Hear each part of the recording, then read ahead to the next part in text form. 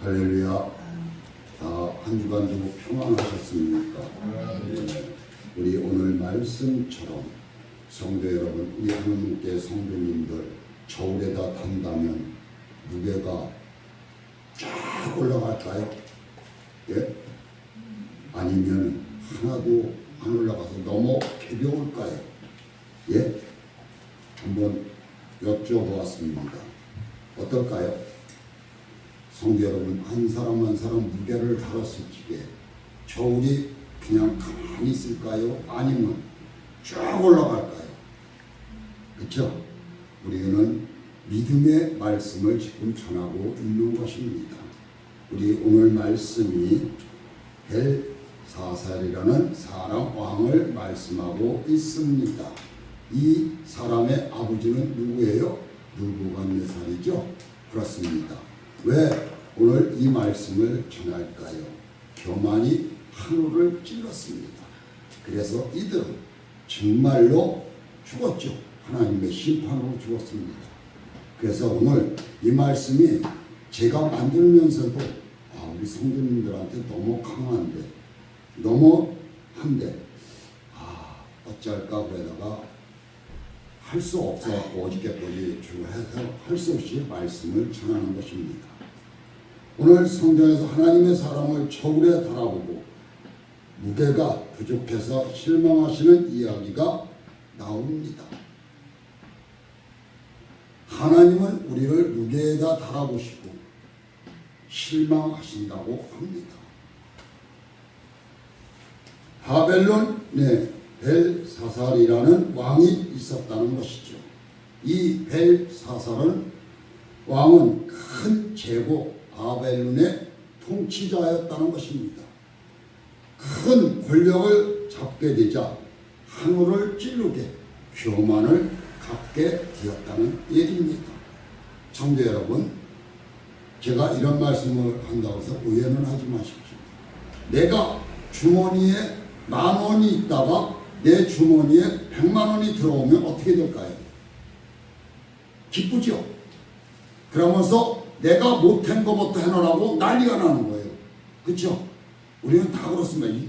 인간이기 때문에 이걸 지금 말하고 있는 겁니다. 이 벨사살 왕처럼 우리 인간이 이런 겁니다. 근데 이 벨사살 왕은 어때요? 너무너무 교만이 하늘을 닿았어요. 어느 날 벨사살 왕은 자신의 부하 권력을 과시하기 위해서 자기 부하들을 측근들을 다 모아놓고 첩이고 왕 여자들을 다 모아놓고 잔치를 벌였습니다.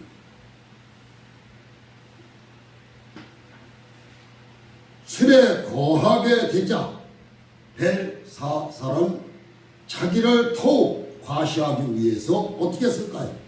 예? 그래서 예루살렘에서 뭐 한 거예요? 약탈한 모든 금잔과 모든 것을 다 내놓고 거기다가 술을 마시고, 이것은 뭐예요? 약탈한 차는 어디에서 약탈한 거예요? 성전에서 약탈한 것입니다. 이걸 가지고 과시하는 겁니다. 그리고 금 그릇, 은 그릇들을 가져오게 하여 왕후들과 후궁들을 데리고 귀족들과 더불어 그 잔에다 술을 따라 마셨다는 것입니다. 그런 망령된 행동도 부족하여 금은동 철들 나무로 만든 우상들을 어떻게 했어요? 찬양하고 거기다가 숭배했다는 얘기입니다. 이렇게 하면 하나님이 가만히 계실까요? 그때였습니다. 갑자기 사람의 손가락들이 나타나서 왕궁의 석회벽에다 글자를 쓰기 시작한 겁니다. 누가 쓴 걸까요? 그 광경을 보는 왕의 얼굴에 어떻게 됐을까요? 하얘져 백시장이 된 겁니다. 다리는 모두 떨리고 몸은 어떻게 될까요? 저게 무엇일까? 놀래 자빠지는 거죠. 어쩔 줄을 모르고 땀만 줄줄줄줄 흘리는 거죠. 그러면서 다리는 어떻게 했다고 했어요? 사시나무 떨듯 떨었다는 얘기입니다. 이제까지 오만함은 찾아볼 수 없었습니다. 자기를 자랑하고 과시하려던 모습은 온데간데 없고 어쩔 줄 몰라 당황하는 벨사살은 초라하기 짝이 없게 보였습니다. 왕은 한편 두렵고 한편 어떻게 궁금했습니다. 도대체 저 글들은 뭐라고 쓰여진 것이고 무슨 뜻이 담겨 있는 것일까? 장차 무슨 일이 일어날 징조인가? 두렵고 불안하기 짝이 없었던 이 벨사살 왕은 어쩔 줄 모르는 겁니다. 우리 벽에 글씨를 썼다고 했습니다. 그러면 생각나는 거 없으십니까? 예? 성도 여러분, 정십사님 생각나는 거 없습니까? 예? 하나님이 직접 쓰셨어. 생각나는 거 없으십니까? 모르세요? 우리 수요금에도 읽어왔습니다. 성경. 그 유명한 모세가 어떻게 했습니까?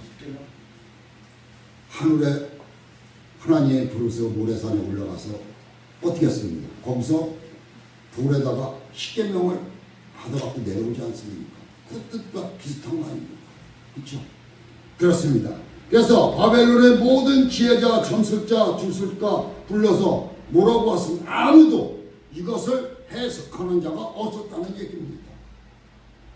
그 글을 읽고 해석하면 큰 상을 내리겠다고, 그리고 이 나라에 세 번째 가는 권력을 주겠다고 하는 것입니다. 세 번째 권력이에요. 이 당시에. 그러면 엄청난 거죠. 그런데 하나도 풀지를 못하는 겁니다. 그럼 어떻게 할까요? 왕은 덜덜덜덜 떨고만 있는 거죠. 그때 누가 나타났을까요? 예? 왕비가 나타나죠. 예, 그렇죠. 왕비가 나타난다 그러면 또 뭐가 생각날까요? 성경에 에스더가 생각나죠. 나라를 구원한 에스더가 생각날 겁니다. 예, 이 목사는 항상 이렇게 머리에 올라옵니다. 집사님들은 어떻게 생각할지 모르겠습니다. 그렇습니다. 에스더가 생각이 납니다. 예, 왕비가 왕 앞에 나타나서 뭐라고 했어요? 다니엘을 청거하십시오 한 겁니다. 다니엘은 아침, 점심, 저녁 딱 자기 목도 내놓고 기도한 사람입니다. 그래서 그는 거룩한 신들의 영을 받은 사람이라고 왕비가 왕에게 얘기를 한 겁니다. 다니엘을 부르소서 그가 그 해석을 알려주실 것입니다 한 겁니다. 그래서 다니엘이 드디어 어디에 나타난 거예요? 왕 앞에 나타났습니다. 그리고 벽에 쓰여진 글을 보더니 그때 비로소 왕의 부친께서는 하나님의 세상을 다스리고 원하는 사람을 세우는 것을 깨닫고 하나님 앞에 겸손해졌습니다. 왕께서는 부친의 모든 일을 알면서도 우상에게 찬양을 드리면서도 하나님께는 영광을 돌리지 않았습니다. 부친이 누구라고 그랬어요? 그거 금방 했는데도 모르죠. 느부갓네살 아버지죠. 그렇습니다. 우리도 이것을 말씀드리면 누가 생각이 나죠? 성경에서 예? 꿈을 해석했죠. 그 사람이 네, 요셉입니다. 그래서 애굽의 2인자가 되죠. 여기도 다니엘이 제2인자가 됩니다. 아니 3인자라 그랬는데 나중에 가서 2인자가 되죠. 사자굴 해서 나오고 나서. 그렇죠? 최고의 권력자가 되는 겁니다. 그래서 이 글은 메네 대개 우바르신이라 하였습니다. 그 뜻은 왕을 하나님의 저울에 달아보니 무게가 부족하다 하는 뜻입니다. 하나님이 왕의 시대를 끝나게 하시고 다른 사람에게 왕국을 넘겨주시겠다는 계약입니다. 약속인 것입니다. 다니엘의 해석은 그날 밤에 어떻게 됐을까요? 그날 밤에 그대로 이루어졌습니다. 그래서 어떻게 됐을까요? 벨사살 왕은 살해되었습니다. 죽었습니다. 그리고 바벨론 나라는 끝이 나고 메대의 다리오 왕이 그 나라와 벨사살의 왕자와 모든 소유를 차지하게 되었습니다. 여기서 우리는 하나님께 어느 날 사람을 저울을 달아보신다는 것을 알 수 있습니다. 하나님의 저울은 체중을 다는 저울이 아니죠. 그렇죠? 여기서 말씀드리는 건 우리가 저 뒤에도 체중기가 있지만 그 체중기를 말하는 게 아닙니다. 그의 학식이나 전응은 다는 저울도 아닙니다. 그러면 뭐를 다는 걸까요? 하나님의 저울은 사람이 어떤 무게를 재는 저울일까요? 아닐까요? 하는 것입니다. 1번 하나님의 저울은 신앙의 무게를 달아보는 저울을 말하고 있는 것입니다. 벨사살을 왕에게는 하나님을 알만한 사건이 있습니다. 뭘까요? 그의 부친 느부갓네살 왕이 한 꿈을 꾸었다 합니다. 땅의 중앙에 큰 나무가 있는데 잎사귀도 아름답고 열매도 익어서 들짐승의 온갖 새들이 나와 먹을 것을 얻었다고 합니다. 그러면 우리가 말씀드리고 있죠. 요셉이 무슨 그 애굽의 왕이 무슨 꿈을 꿔요? 소를 꿈을 꿨죠. 7소. 아주 살이 퉁실퉁실하게 생겼고 또 7소를 꾸었더니 참 마른 소꿈을 꾸었습니다. 그래서 그러나 그렇다기는 남겨두라고 합니다. 그것이 이슬에 젖고 들짐승과 함께 7대를 지내라는 말씀을 뜻합니다. 여기도 그래서 7이 나옵니다. 느부갓네살은 다니엘을 불러 해석을 듣습니다. 왕이 사람에게 쫓겨나서 들짐승처럼 살며 7대를 지나게 될 것입니다 하는 것입니다. 7대라는 것을 뭐를 말할까요? 거지 생활을 7년 동안 한다는 뜻입니다. 얻어먹고 살게 한다는 것입니다. 하나님. 다니엘의 경고에도 불구하고 느부갓네살 왕은 옥상에 올라가 뭐라고 했어? 내가 이 세운 나라를, 이 도성을, 이 거대한 바벨론을 보아라 하고 간수를 친 거예요. 자기가 세웠다고. 그래서 이렇게 얻어맞는 것입니다. 나의 권세와 영광과 영어와 위엄이 그대로 나타나 있지 않느냐. 그 순간 하나님께서 그의 정신을 거두셨던 것입니다. 말 한마디에 하나님은 즉각 거두시는 겁니다. 그래서 그는 순간 쫓겨나 들짐승처럼 7년을 살았다는 것입니다. 벨사살은 하나님을 대적하며 어떤 결과가 주어지는 것을 똑똑히 그에게 가르쳐준 대목입니다. 그럼에도 벨사살은 하나님을 거역했습니다. 하나님의 성전 기물을 가져다가 술을 따라 마시며 하나님을 조롱하고 하나님을 찬양하지 않고 호흡이 없는 신들에게 찬양하며 기도했던 것입니다. 호흡이 없는 나무, 우상들에게 숭배했다는 것이죠. 이것을 하나님은 제일 싫어하시는 거 아니겠습니까?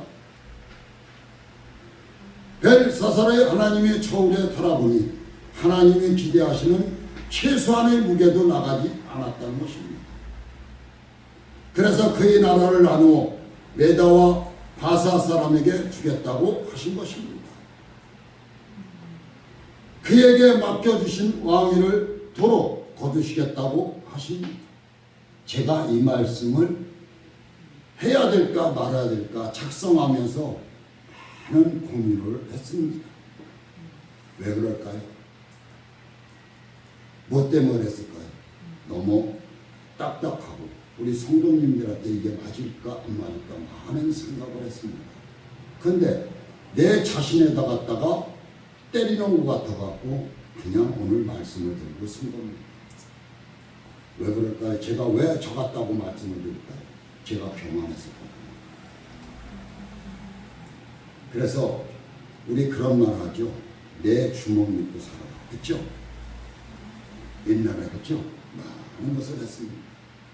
제가 그래서 제 것도 아니었지만 하나님 것이지만 모든 재산을 날리는 깨닫더라고요. 그래서 저는 하나님 앞에 감사 요새는 나옵니다. 모든 재산을 뺏어간 것도 하나님이 뺏으신 것도 아니고 내 교만 때문에 날렸기 때문에 저는 그래서 감사가 입에서 나옵니다. 주님은 이 땅에 오셔서 말씀하셨습니다. 나는 머리 둘 곳이 없느니라. 공중의 새들을 보아라. 그들도 뭐가 있다고 했어요? 집이 있다고 했습니다. 그렇지만 나는 머리 둘 곳도 없느니라. 그래서 저는 그 말씀에 감사합니다. 왜? 저는 들어놓아서 따뜻하면 텔레비도 볼 수 있고 밥도 해 먹을 수 있고 이것을 주신 하나님께 감사하는 거죠. 또 그거보다 더 좋은 것은 이렇게 하나님의 귀한 자녀들과 함께 이렇게 말씀을 나눌 수 있던 자리도 주신 것을 감사하는 거죠. 그래서 오늘 하나님께 여러분을 지금 저울에 올려놓는다면 바늘이 얼마나 움직일까요? 한번 여쭤보았으면 합니다. 힘차게 돌아갈까요? 바늘이 힘차게 돌아갈까요? 지금은 전자죠. 그렇죠? 힘차게 숫자가 뛸까요? 하는 거죠. 조금 움직이다가 말까요? 혹 깃털처럼 가벼워 전혀 움직일 생각도 하지 않을까요? 어떨까요? 여러분, 하나님이 기대하시는 최소한의 무게만큼이라도 믿음을 유지하시기를 바라는 마음에서 제가 이 말씀을 드립니다.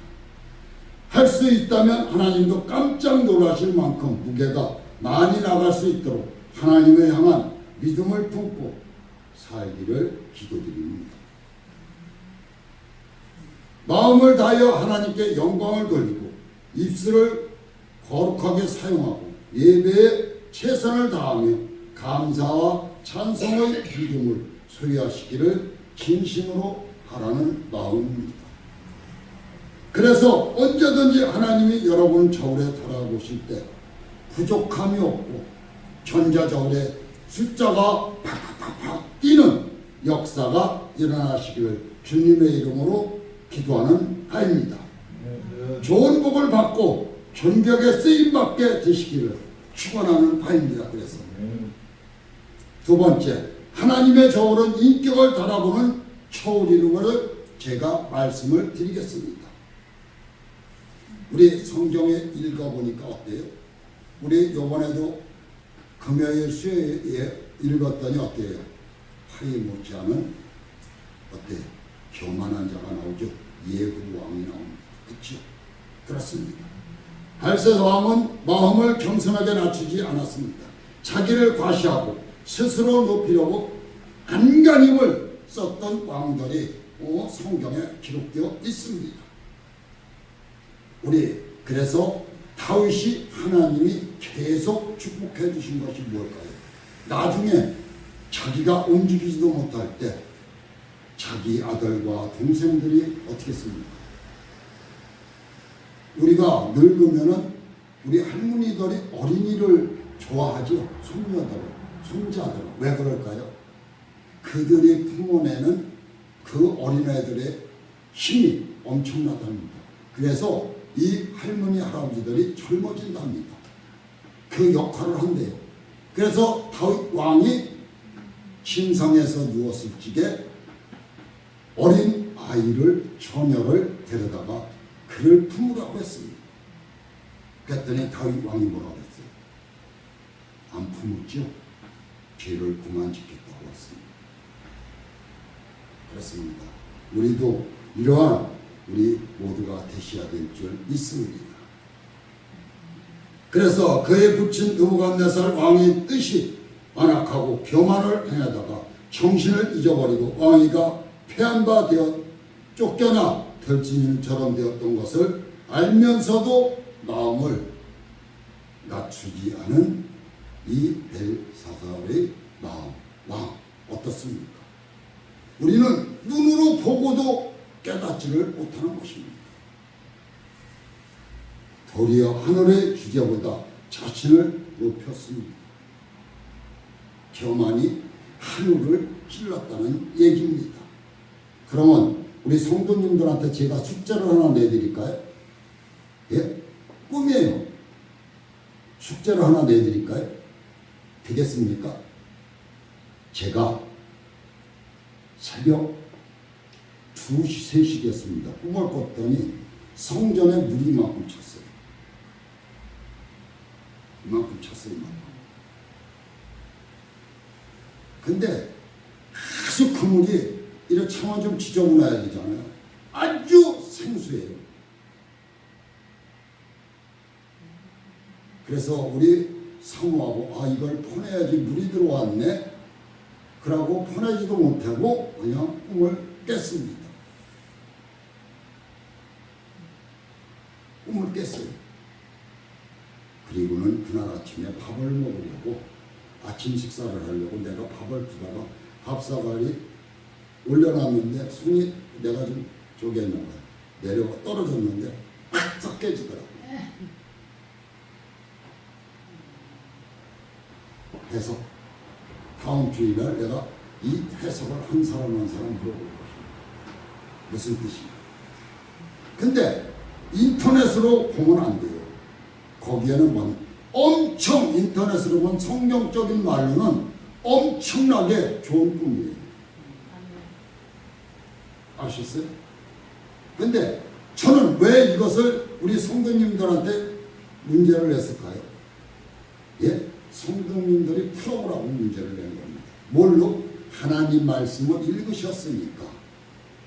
오늘 말씀이 이거니까 한번 각자의 나름대로 한번 생각해 보시라는 뜻입니다. 저도 이 꿈을 정말 상당히 오래간만에 하나님께서 꿈을 꾸게 한 것 같아요. 그래서 저는 그런 마음이 들더라고요. 제 마음에 기도를 했더니 마음이 엄청 편해지더라고요. 그리고 마음에서 뭐가 올까요? 그랬더니 기쁨이 오더라고요. 모르겠습니다. 저가 그렇습니다. 하여간 그래서 우리 교인들에게 이 성전이 축복의 성전이 되시기를 주님의 이름으로 축원하는 바에서 제가 말씀을 드리는 것입니다. 왜? 제 꿈인데 성전이기 때문에. 그러면 누가 있습니까? 성전에? 성령님이 계시고 여러분들이 이 자리에 와서 예배를 드리는 겁니다. 그러면 여러분들이 축복의 뭐예요? 여기가 축복의 장소인 것입니다. 이 뜻을 말씀드리는 겁니다. 그럼 답은 거의 나왔죠. 그래서 성경은 교만은 패망의 성공이에요. 교만은 넘어짐의 앞잡이라고 말을 하고 있습니다. 사람이 교만해지면 자기 우월감, 자기 입으로 자기 자랑한다는 뜻입니다. 사람이 교만해지면 다른 사람들을 업신여기고 다른 사람에게 대한 존경심이 내 몸에서 사라져버리는 겁니다. 내가 최고인지 아는 거죠. 심지어 하나님을 향한 경외심도 사라지고 말아버립니다. 예배도 시시하게 생각합니다. 기도도 하지 않습니다. 지금 이 시대가 그렇죠. 예수님의 몸이 하나님의 죄를 귀하게 여기지 않고 어떻습니까? 가볍게 오늘 저울에 달아본 것처럼 아주 가볍게 생각하는 겁니다. 죄를 파괴하고 무너뜨리는 행동을 하면서도 하나도 두려움 없이 하는 것이 입으로 배탄하는 겁니다. 교만한 마음을 품고 교만한 자세를 다른 사람을 대하면 절대 좋은 인간관계를 형성할 수 없다는 것은 여기에 앉아 계신 모두가 다 잘 알고 계실 것입니다. 그러므로 우리는 날마다 자신의 마음을 어떻게 해야 될까요? 채찍질하며 낮추어야 하지 않을까 하는 생각입니다. 다른 사람을 나보다 낮게 여기고 그 사람을 짓밟는 것이 아니라 그 사람을 우러러보려고 노력해야 된다는 뜻이죠. 그러지 않으면 자신도 모르는 사이에 뭐가 내기에 교만이 들어오게 되는 것입니다. 남을 우습게 여기고 남을 함부로 판단하고 비난합니다. 말을 함부로 하여 상처를 주기도 시작합니다. 그런데도 자신의 교만은 모르고 있는 거죠. 하나님께서 여러분의 인격의 무게를 달아 보신다면 과연 눈금이 어디로 가리키고 될까를 한번 생각해 보시라는 말씀입니다. 만약 여러분이 다른 사람들보다 자신이 더 낫다고 여기고 있다면 여러분의 인격의 무게는 아주 가벼운 것입니다. 만약 여러분이 주변의 다른 사람들이 모두 시시하게 느껴진다면 하나님의 저울의 눈금은 별로 움직이지 않을 거라고 저는 생각합니다. 자신의 능력과 업적과 소유와 재능을 자랑하고 싶어 못 견딜 정도라면 정신을 한참 차려야 되지 않을까 하는 생각입니다. 오늘 밤에 하나님이 저울을 가지고 나에게 나타난다면 어떻게 할까요? 오금이 저릴까요? 예? 두려울까요? 저도 두렵습니다. 하나님께서 우리를 저울에 달아보았을 때 기대치에 못 미치고 너무 가벼우면 그것으로 어떻게 될까요? 끝장이 나는 것이겠죠. 벨사살 왕위가 그렇게 끝났습니다. 그의 나라도 끝났습니다. 뿐만 아니라 하나님의 맡겨주신 축복이 다른 사람에게로 그대로 넘어간 겁니다. 그날로 넘어가 버렸어요. 하나님이 맡겨주신 사명도 그날로 다른 이에게로 넘어가 버리고 만 것입니다.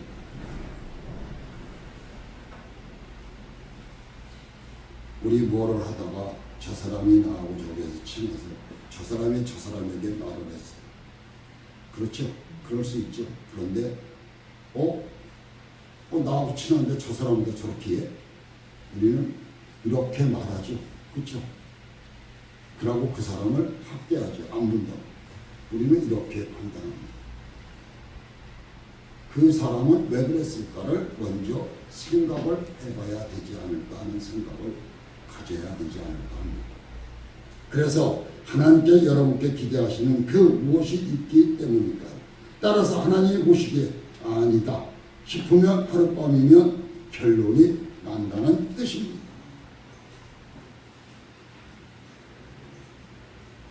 또한 하나님께서 여러분이 주어 천국에 가면 그때 천국 문에서 저울을 놓고 달아보시는 것이 아니고 이 땅에 있는 동안 어느 날 찾아오셔서 달아보실 힘을 발견할 것입니다. 무섭지요? 우리의 생명을 걷어 가신다는 얘기죠. 저도 그렇습니다. 팔팔하게 힘차겠는데 내일 아침에 눈을 못 뜬다면 어떨까요? 그렇죠? 우리 인간의 말들이 뭐라고 합니까? 그래도 아무리 힘들고 어려워도 저승거드는 이승이나 그렇죠? 이런 말 쓰죠? 그렇습니다. 그래서 하나님이 찾아오셔서 달아보시고 미흡하면 즉시 베드로 앞으로 데려갈 것이라고 저는 믿습니다. 하는 것입니다. 베드로가 누구예요? 네? 천국 열쇠를 가지고 있는 사람입니다. 우리 제가 말씀드리지 않습니까? 마태복음 16장 19절 그렇죠? 그렇습니다. 이것이 은사일 수도 있고 걷어가는데 잘 들으십시오. 그것이 내가 가지고 있는 재물일 수도 있습니다. 그것이 나의 지위를 이룰 수도 있다는 뜻입니다. 또 그것이 건강을 걷어갈 수도 있는 것이고 그것이 나의 생명을 걷어갈 수도 있다는 뜻입니다. 무서운 일이죠. 여러분 빼앗기지 않기 위하여 부지런히 여러분의 무게를 힘차게 늘려가는 우리 하나님께 성도님도 되시기를 주의 이름으로 축원하는 바입니다. 믿음의 무게를 그리고 신앙의 인격의 무게를 최대한 늘리시기를 힘쓰시기 바랍니다. 그런데 무게를 늘리는 것은 한순간에 확 늘어나는 게 아니죠. 그렇죠. 여기서 이만한 걸 같이 내가 같이 들고 올라가서 저울에 타는 거. 그렇죠. 그렇지 않죠. 이 신앙이라는 것은 내 머리에 담아야 되는 것입니다. 차곡차곡 담아야 되는 것입니다. 그리고 말씀을 가까이 하고 기도 생활을 힘써야 하는 것입니다. 이것이 그릇에 담는 것입니다. 그래서 가끔가다 그런 말씀을 제가 드리죠. 종기가 되지 마십시오. 대접이 되라는 말씀입니다. 대접보다 또 더 큰 건 뭐예요? 양품이 되십시오. 끝으로 신앙인격이 성장되게 하기 위해 우리는 어떻게 해야 될까요? 겸손한 마음과 태도로 살아가며 무례하게 대하는 습관을 내가 버려야 된다고 저는 생각합니다. 고치려고 노력하는 모두가 되어야 된다고 생각합니다. 존경심이 생기지 않는 사람, 존귀하게 여기지 않는 사람들에게는 친절하게 대하고 그 말에 귀를 기울이는 자세를 훈련해야 되지 않을까 하는 생각이 듭니다. 언제일지 모르지만 하나님께서 저울을 들고 우리에게 찾아오시는 그 말이 될까요? 안 될까요? 그러나 반드시 그날은 옵니다. 우리가 그날을 잊고 되는 대로 산다면 큰 부끄러움을 당할 것입니다. 그러나 그날을 대비하여 영적 체중을 늘리고 간다면 그날 하나님께서 인정받고 우리 모두 하나님 저울은 눈금을 힘차게 올라갈 것입니다. 그래서 성도님들이 되시기를 주님의 이름으로 축원하는 바입니다. 기도하겠습니다. 살아서 역사하시고 주관하시고